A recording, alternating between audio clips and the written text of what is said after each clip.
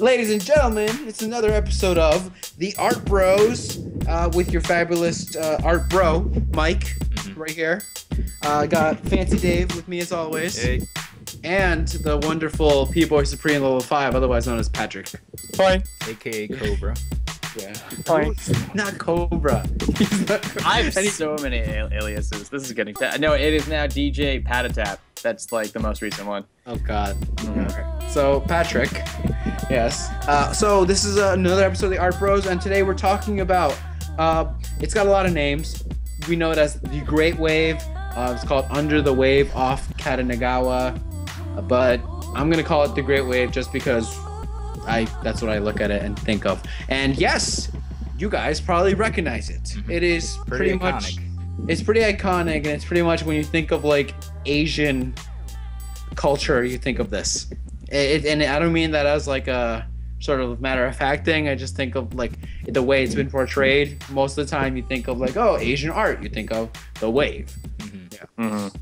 Yeah. So what we have is a old thing. It's old. All right. It's from a couple hundred years ago, 1830 to be exact. So. That's not too far, actually. From Japan, it is a woodblock print. It is a lot.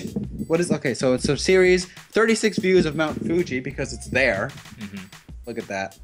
That's Mount. Ooh, huh. Yeah, little Easter egg right there.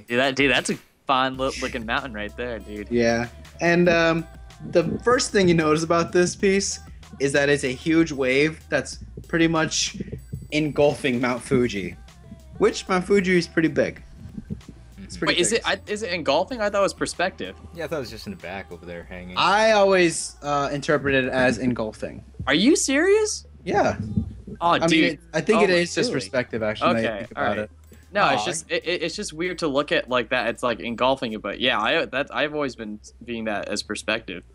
Yeah, you know what? I think you're right. It is perspective, but I think what you're supposed to get from it is the power of nature.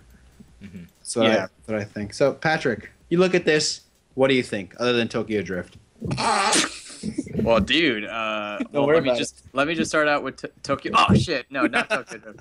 No, I know. You want to know what's nice? This is one of the first pieces that like really introduced me to woodblock printing, and it's actually like one of the main pieces that wanted me to get into it. Just the fact that like the colors turned out so nice, they did. But it's just like this is like one of those big like icons of like a certain like medium of painting, you know, like to a point like we were discussing it before, like it's almost in a sense to it's like it's kitschy to this point. It's really nice kitschy though. I wouldn't like fully label it as kitschy, but I mean it's just like I really enjoy it because you kind of have like you have a nice division of like a yin yang going on because you got the curvature of the waves and then you have like the negative space that's provided by the sky, so you get like almost two pieces that are like being put together.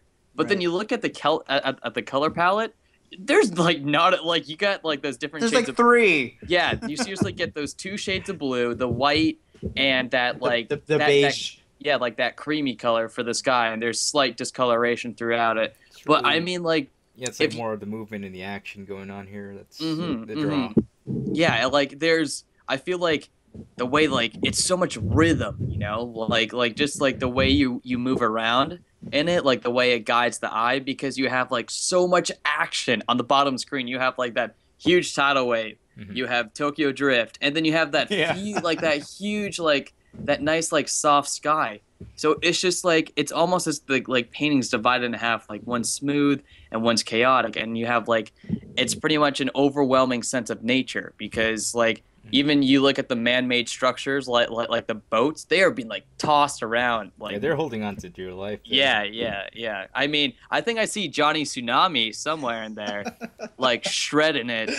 Dude, he's in a handstand. Dude, man, yeah, that's Tsunami's that's Johnny's last ride right there, but he went out. He went out like a champ.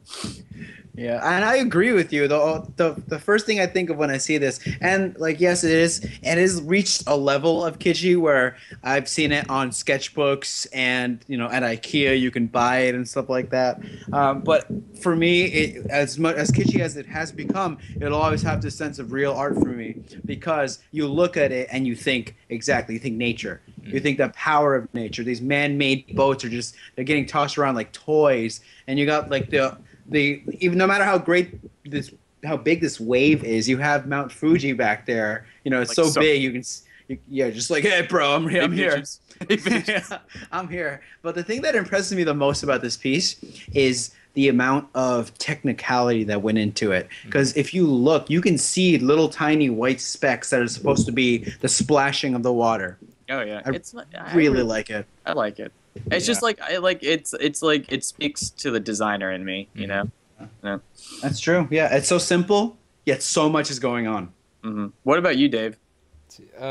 Pretty much the same thing, but there's like one little touch I like about the waves to make them even more threatening. It almost seems like there are claws coming at the tips when you look at it, like about to grab onto those boats.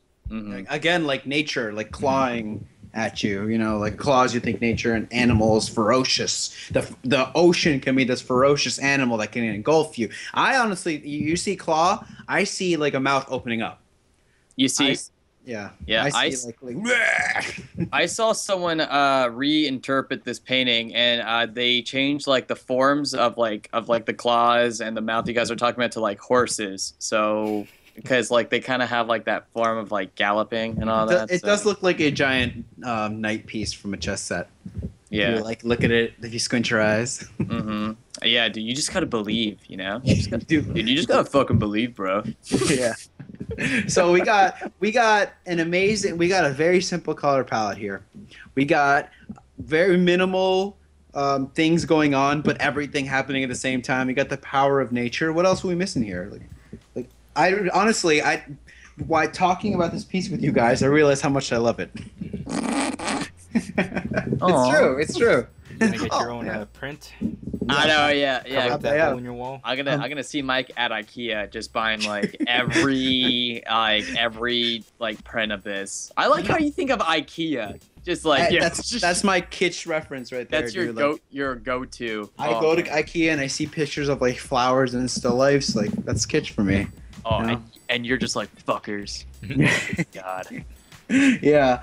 And this is like you said, dude, this is a great introduction to woodblock printing. That's a lot of people don't know what it is until they see this piece. Like, this is a great way to introduce people into that form of I want to say printing, painting, whatever it is. Yeah, it's a print. Yeah, I didn't know the colors could resonate like that. It's really nice. It's so well done. Yeah, but like I mean, going back to the palette, like I feel like as far as like talking about the elements of this painting, like we said before, you just like you get the rhythm, you get the harmony, but there's like so much contrast because even with the colors, you get those hard like impact blues, and then they're like, set against that soft sky. And you even have different whites, which is very hard to pull off in a wood block print. But you have the sharp white of the snow of Mount Fuji and the top of the waves against the soft white of the clouds in the back. Yeah, it's pretty. It is pretty. So any final thoughts, guys? What do we got? Fancy Dave. Yeah. Dave, go. It's good. It's yeah. It's aight. Yeah, and honestly, for me, I didn't realize how much I liked it until I talked about it. So there you go.